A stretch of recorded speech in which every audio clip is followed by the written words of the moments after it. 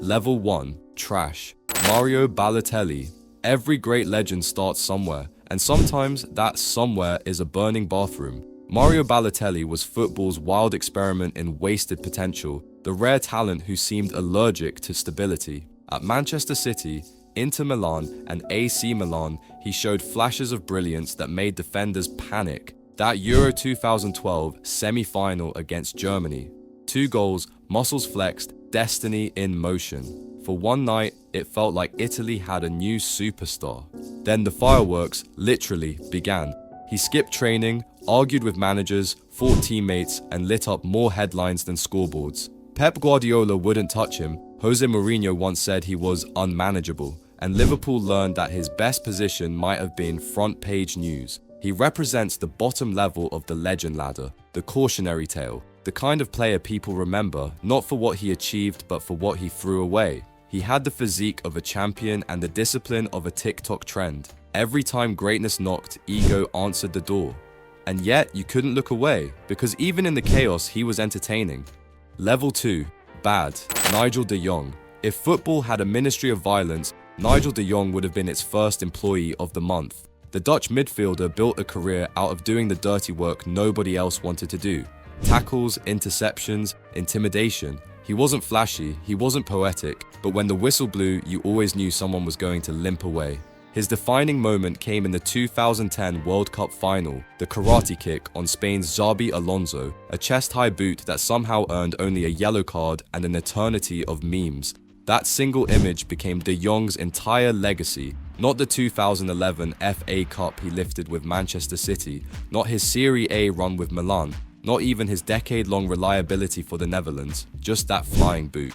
And yet, there's a strange kind of respect there. Coaches trusted him because he brought control to chaos. While artists painted goals, he erased them. That's why he sits at level 2. He didn't fail, he was effective, useful, respected. But when the legends of the game are named, their stories stop at, oh yeah, that guy who kicked Alonso. Level 3, mid, Juan Mata. If football had a most likable award, Mata would win it every year. A World Cup champion, a Champions League winner, a Europa League medal holder. On paper, he has the kind of resume most players admire. But when people debate the best of his generation, his name rarely shows up. And that's the story of Mata, the quiet genius who did everything right but never loud enough to be remembered as a legend. At Chelsea, he was unplayable, their player of the year twice in a row, running the show from midfield with that calm Spanish rhythm. Then came Mourinho's second stint, and Mata was shipped off to Manchester United, where he became something else, a symbol of professionalism. Never complained, never made headlines for drama, always produced when called upon. Off the pitch, he founded the Common Goal charity, donating part of his salary to social causes, inspiring players worldwide. But that also sums him up. His biggest legacy came outside the game. Mata was class, grace, and consistency, the ultimate supporting actor. You respected him, you smiled at him, but you never built a generation around him.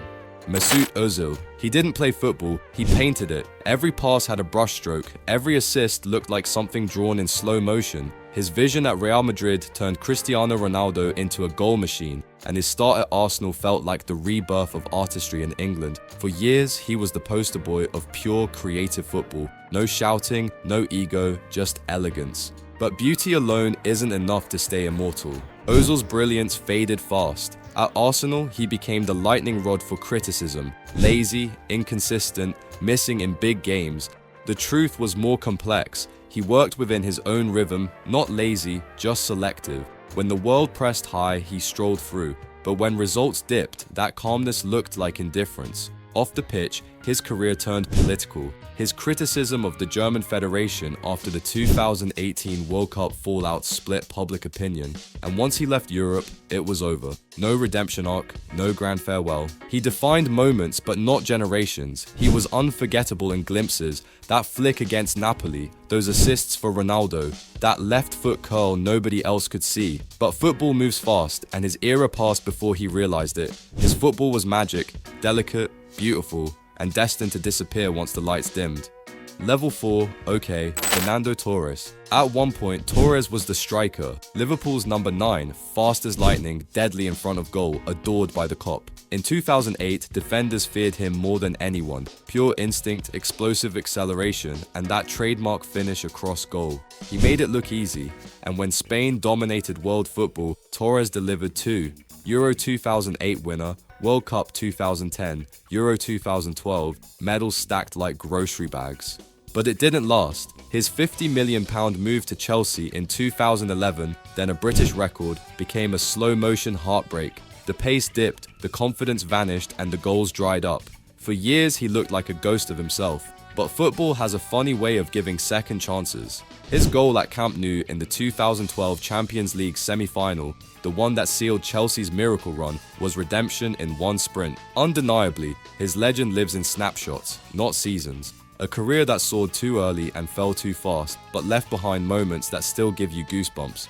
Wayne Rooney. He was born to play football like it was a street fight. He exploded onto the scene at 16, scoring that thunderbolt against Arsenal, then becoming the heartbeat of Manchester United. Top scorer for club, multiple Premier League titles, a Champions League, and countless highlight reels. Yet somehow, Rooney never got the same worship reserved for Cristiano Ronaldo or Messi.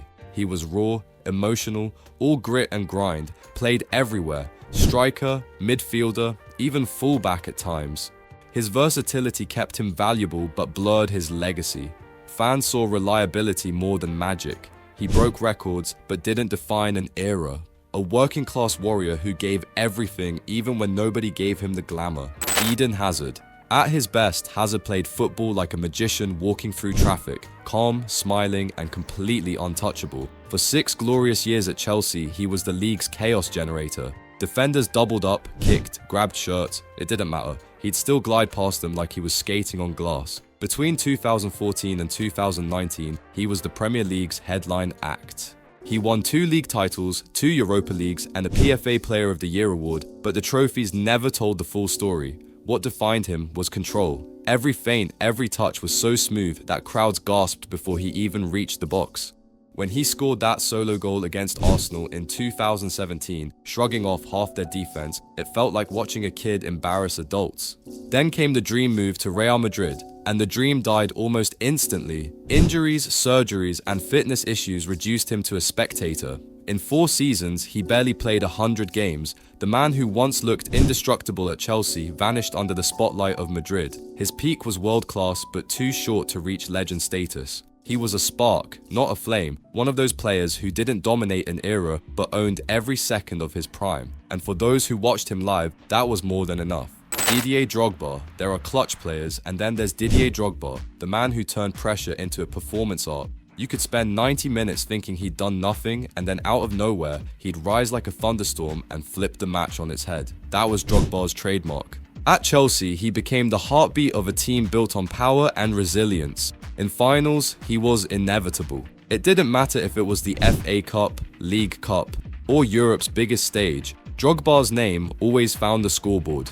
The 2012 Champions League final in Munich is his legend in a nutshell. Chelsea on the ropes, Bayern dominating, then one corner kick in the 88th minute, Drogba's header, goal. Extra time, penalty shootout, the last kick of the night, he buries it. Title secured, from underdogs to champions, all because he refused to lose. His value was emotional. He led the line with brute strength, held off defenders twice his size, and inspired teammates by sheer will. Even beyond football, Drogba's influence reached home. His role in helping end civil conflict in Ivory Coast earned him hero status that no goal could match. His greatness lived in moments, not decades though. Level 5, good. Zlatan Ibrahimovic. From Ajax to Milan, from Barcelona to PSG to Manchester United, every stop felt like a new chapter in the autobiography he was already writing in real time. He scored in every major league he touched and left with silverware from almost all of them. His highlight reel looks unreal. Back heel volleys, kung fu finishes, overhead kicks from impossible angles. The one against England in 2012, that 30-yard bicycle kick, turned him into a meme and a myth at once. But behind the theatrics was frightening consistency. 20+ goals a season for over a decade across 5 countries, no off switch in sight. He never won the Champions League, but he never needed to beg for attention either. Every press conference, every quote added to the legend, Lions don't compare themselves to humans. I came like a king, left like a legend. The ego was real, but so were the results. Teams were signing him for identity. He is not untouchable, but unforgettable. A serial winner who built his own mythology, one overhead kick at a time. Frank Lampard. He looked ordinary until the ball dropped near the box. Then he became a mathematician in motion. Timing, positioning, and decision-making turned him into Chelsea's most productive player. A midfielder who ended up as the club's all-time top scorer. He thrived under Mourinho's system, balancing intelligence with ruthless precision. Where others relied on flair, he relied on geometry. Arrived late, hit clean, never missed twice. His understanding of space and tempo made him the metronome of a team that won 3 Premier Leagues, a Champions League, and 4 FA Cups. What made him special was his reliability. He didn't disappear when it got ugly, he ran harder. He wasn't the loudest voice in the dressing room, but everyone followed his standard. Off the field, he mirrored that same discipline. Articulate, calm, respected everywhere he went. He was the player every manager dreamt of having and every teammate trusted. You can't tell Chelsea's story without him, and you can't talk about the Premier League's golden era without his numbers staring back at you. Thierry Henry. He made football look like poetry in motion, gliding, never running, destroying defenders without ever breaking a sweat. At Arsenal, he was the leading man. The cool swagger, the elegance, the ruthless calm in front of goal. Everything about him screamed control. Between 2001 and 2006, he was unplayable. Back-to-back golden boots, 30-goal seasons, and performances that felt like theatre. He didn't need tricks, he had rhythm. The faint body feints, the side foot finishes into the far corner. He made it look effortless. That goal against Spurs where he sprinted the length of the pitch, scored, then pointed to his name in front of their fans. That was identity. He gave Arsenal pride, made Highbury feel like a temple, and led them to the unbeaten, invincible season. Something no one's repeated since. When he moved to Barcelona, he proved it wasn't just a Premier League thing. Playing alongside Messi and Eto'o, he adapted, sacrificed, and still delivered. The result?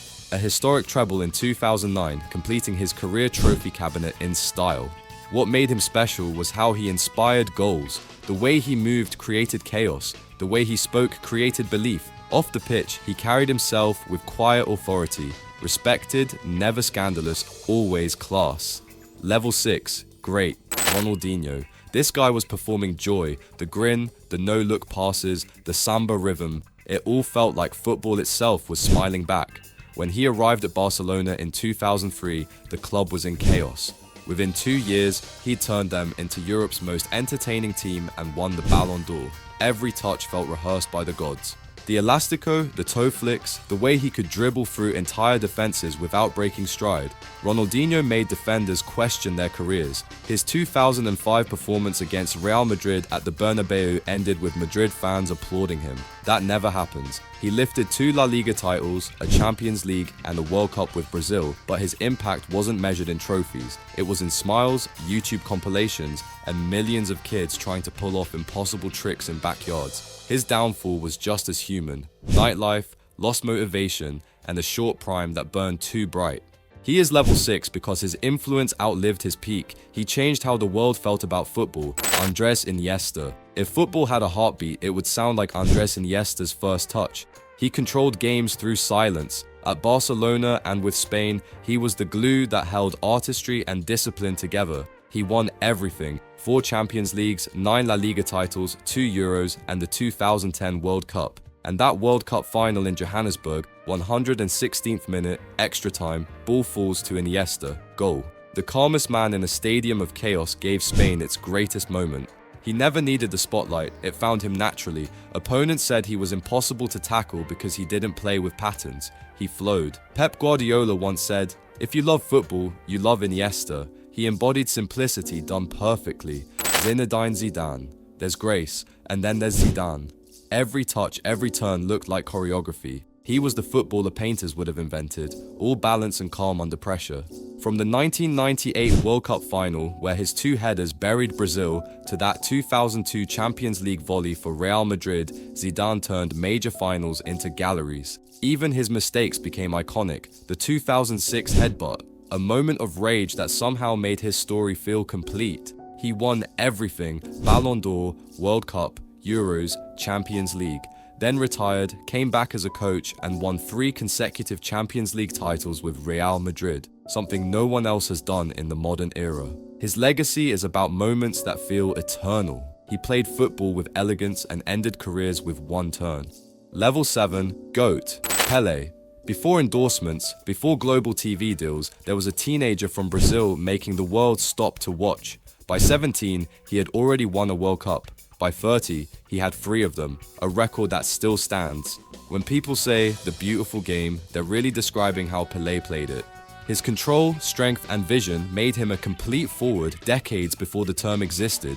Over 1,000 goals, countless assists, and a legacy that turned Santos FC, a local Brazilian club, into a global phenomenon. At the 1970 World Cup, surrounded by legends like Jairzinho and Tostão, Pelé didn't just shine, he orchestrated. That header against Italy, the pass to Carlos Alberto for the iconic team goal, those moments became the blueprint for Brazilian football's identity. And beyond the pitch, he became football's ambassador. He opened doors for generations of South American players, bridging continents and cultures. Even in retirement, his name carried a sacred tone. Pelé became shorthand for excellence itself. Diego Maradona. If Pelé was perfection, Maradona was chaos, divine, unpredictable, and utterly human. His story reads like myth written in cigarette smoke. From the slums of Villa Fiorito to lifting the World Cup in 1986, everything about him was defiance. At Napoli, he achieved what should have been impossible, leading a modest southern club to 2 Serie A titles and the UEFA Cup against the powerhouses of Milan, Juventus, and Inter. He didn't just play for Napoli, he became Naples. Statues, murals, prayers, they worshipped him like a saint because he gave them something bigger than football: pride. Then came the 1986 World Cup, the single greatest individual tournament in history. The hand of God, the goal of the century, 2 moments in one match that summed him up perfectly. One illegal, one divine. Maradona embodied contradiction, brilliant and broken, disciplined for a second, doomed the next. His later years were messy, scandals, suspensions, addiction, but that raw humanity is what kept him adored. He literally redefined what it means to be a legend. He was proof that greatness can live in flaws. Undeniably, Pelé made football beautiful, Maradona made it emotional, and everyone who came after, from Ronaldo to Messi, has been chasing their shadow ever since. That's why these two stand above time itself, ranked among the true GOATs of modern football. But how good are they compared to other strikers?